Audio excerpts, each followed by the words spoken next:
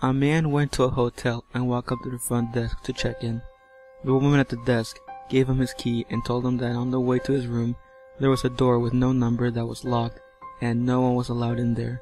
She explained that it was a storeroom and that it was out of bounds. She reminded him of it several times before allowing him upstairs, so he followed the instructions of the woman at the front desk, going straight to his room and going to bed.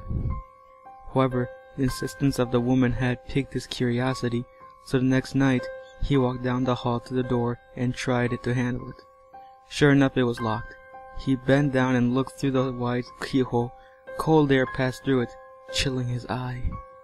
What he saw was a hotel bedroom, like his, and in the corner was a woman whose skin was incredibly pale. She was leaning her head against the wall, facing away from the door. He stared in confusion for a while. Was this a celebrity? The owner's daughter? He almost knocked on the door, out of curiosity, but he decided not to. As he was still looking, the woman turned sharply and he jumped back from the door, hoping she would not suspect that he had been spying on her. He crept away from the door and walked back to his room. The next day, he returned to the door and looked through the wide keyhole. This time, all he saw was redness. He couldn't make anything out besides a district red color, unmoving.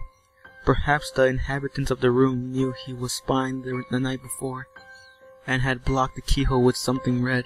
He felt embarrassed that he had made the woman so uncomfortable, and hoped she had not made a compliment with the woman at the front desk.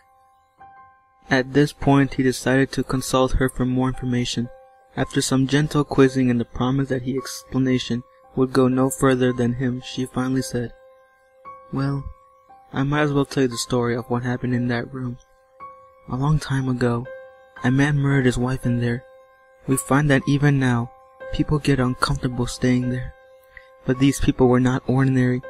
They were all white all over, except for their eyes, which were red."